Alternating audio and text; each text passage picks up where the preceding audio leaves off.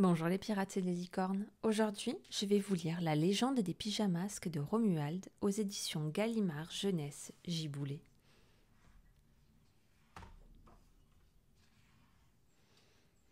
Depuis la nuit des temps, on raconte que chaque enfant a son animal totem.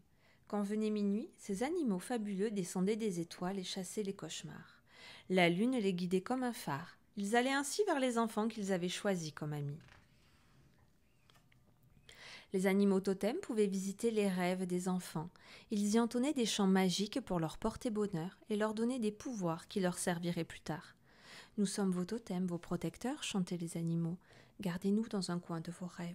Ne nous oubliez pas et nous veillerons sur vous. Même quand on sera grand, demandaient les enfants. Même quand vous serez grand, nous reviendrons toujours. Mais tout cela agaçait Sorceline. Cette petite sorcière insomniaque ne pouvait ni dormir ni rêver. Elle était toujours mal lunée et partageait sa mauvaise humeur avec le monde entier. Grâce à son aimant lune, une armée d'insectes lui obéissait. « Venez, mes mythomites, ordonna-t-elle. Si je ne peux profiter des animaux totems, personne n'en profitera. Formez un immense nuage qui les enfermera. Je veux qu'ils n'appartiennent qu'à moi. » Prisonniers du nuage d'insectes, les animaux totems ne venaient plus visiter les rêves. Ils dépérissaient de tristesse et ne pouvaient plus rien apporter aux enfants, ni chant, ni magie. Au fil du temps, la légende était tombée dans l'oubli. Mais avant de disparaître pour de bon, 3 d'entre eux décidèrent de s'échapper. Ils rassemblèrent leurs forces pour traverser le nuage d'insectes. En s'enfuyant, ils firent une promesse aux autres totems. « Nous trouverons les enfants les plus forts et les plus héroïques qui soient. Avec eux, nous reviendrons vous délivrer. » Voyant cela, Sorceline se mit à colère et à frapper de ses éclairs. Foudroyés, ils tombèrent dans la nuit. Ils étaient trop mal en point pour trouver les enfants promis. Sans plus d'espoir, ils s'écrasèrent au hasard. Le totem-chat surgit au beau milieu d'une maison. Un petit garçon fut si surpris d'être ainsi réveillé qu'il bondit sur ses pieds, prêt à courir se cacher. Le totem-chat dansa autour de lui pour le rassurer et illumina son pyjama. « Tu n'auras plus jamais peur de rien, mon garçon, que mes pouvoirs soient les tiens. Quand mes rayures apparaîtront sur tes vêtements, bondis et cours plus vite que le vent. » Le totem hibou atterrit dans la chambre d'une petite fille. Elle le vit et faillit tomber en essayant de l'attraper. Le totem chanta. Plume de la nuit, enveloppez cet enfant, changez son habit en un costume ailé, afin qu'elle puisse voler. Et le totem lézard tomba sur un drôle de marmot, occupé à jouer et à grignoter des biscuits en plein milieu de la nuit. Que mes écailles magiques te protègent des pieds à la tête, et qu'aucun obstacle ne t'arrête. Les animaux totems étaient heureux. Ils n'avaient certes pas trouvé les enfants les plus forts ni les plus héroïques, mais sûrement les plus drôles et les plus sympathiques. Et depuis cette nuit, les pyjamasques mettent leurs costumes pour aller jouer sous la lune. Bibou déploie ses ailes pour voltiger à travers le ciel. Yo-Yo l'acrobate bondit sur les toits et court à toute allure. Glu-Glu se colle partout et escalade les murs. Trop heureux d'avoir ces extraordinaires pouvoirs, les 3 enfants masqués ne pensent qu'à s'amuser. Mais cette nuit, la légende reprend vie. Sorceline est de retour, perchée sur son aérolune. Malgré le temps passé, il lui reste des petits comptes à régler. Chat, lézard, hibou, pyjamasque, je sais d'où viennent les costumes que vous portez. Ils appartiennent aux animaux totems, donc ils sont à moi et rendez-les-moi. Mais on en a besoin pour jouer la nuit, proteste Bibou. Puisque vous ne savez que jouer comme des bébés, amusez-vous donc à éviter mes éclairs, ricane la petite sorcière. Dans la ville endormie s'engage une poursuite extraordinaire. « Yo-Yo, acrobasso !» crie Yo-Yo en bondissant de tous les côtés. « Bibou, aile de la nuit !» dit Bibou pour s'élever dans les airs. Grâce à leur pirouette et haute acrobatie, les 3 petits héros échappent à la sorcière. « Votre sort sera pire que celui des totems prisonniers. Je vais vous capturer dans mon sac à oubli.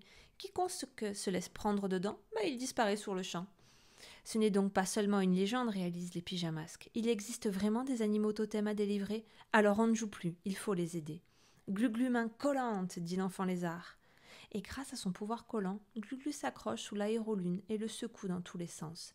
Sorceline se cramponne, mais son sac lui glisse des mains, alors elle décide d'employer les grands moyens. Comme dans la légende, Sorceline se sert de son aimant lune. « À moi, mes mythomites, attrapez ces pyjaminus au plus vite et grignotez leurs costumes. » Un immense nuage d'insectes affamés jaillit soudain d'une cheminée. Si les pyjamasques ne fuient pas en vitesse, leurs déguisements magiques seront mis en pièces. Nom d'une plume d'oreiller, s'exclame Bibou. Je vais éloigner ces bestioles grâce à mes battements d'ailes. Bibou, tornado, crie-t-elle. Les insectes sont aussitôt repoussés par la mini-tempête. Mais Bibou, essoufflé, finit par s'arrêter et les voraces mythomites reviennent à la charge. Par mes oreilles de chat, dit Yo-Yo, que personne ne s'inquiète, j'ai la solution. Je vais courir si vite au milieu des mythomites qu'ils seront pris dans un tourbillon. Yo-Yo, rapido, crie-t-il en zigzagant comme un éclair. Mais Yo-Yo ne fait que brasser de l'air, et dans un inquiétant bourdonnement, la horde d'insectes s'approche encore des enfants. Rien ne marche, nous sommes fichus, pleurniche Glu-Glu. Je ne veux pas qu'ils mangent nos costumes, je ne veux pas qu'on se retrouve tout nus dans la rue. Pendant qu'il se lamente, un des mythomites, plus étourdi que les autres, vient s'égarer près de la bouche de Glu-Glu. Il le gobe sans faire exprès. Berk, s'écrie le petit garçon. Cela dit, en mâchouillant un peu mieux, Glu-Glu, il finit par trouver l'insecte délicieux. Bien dodu, bien goûtu, c'est tellement bon qu'il en mangerait bien encore quelques-uns. Ou qu'il les mangerait même tous. Après tout, quand un enfant se déguise en lézard, qu'y a-t-il de bizarre à ce qu'il raffole des insectes ? Chez les mythomites, c'est le sauve-qui-peut général. Pour ne pas être croqué par ce farfelu de Glu-Glu, ils s'enfuient tous à tire-d'aile. Les pyjamasques l'ont échappé belle. C'est impossible, crie Sorceline, qui ne s'attendait pas à ça. Laissez mes insectes, pija peste, ou je vous foudroie de mes éclairs. Yo-yo, rapido, s'écrie Yo-yo en bondissant rapide comme un chat. Le seul éclair ici, c'est moi, dit-il, en arrachant son arme à la petite sorcière. Grâce à l'aimant lune, Yo-Yo commande les mythomites à présent. Disparaissez, nuages d'insectes, laissez partir les animaux totems. Qu'ils reviennent parcourir nos rêves, que nos cœurs soient à nouveau remplis de leur chant porte-bonheur et de leur magie. Et ça tourne mal pour Sorceline. Elle tente de s'éclipser sur son aérolune, mais Yo-Yo envoie les mythomites manger son costume. Purée d'insectes, laissez-moi, c'est à eux qu'il fallait faire ça, hurle la chipie. Pour qu'on ne la voie pas nue, la petite sorcière n'a d'autre choix que de se jeter dans son sac à oubli.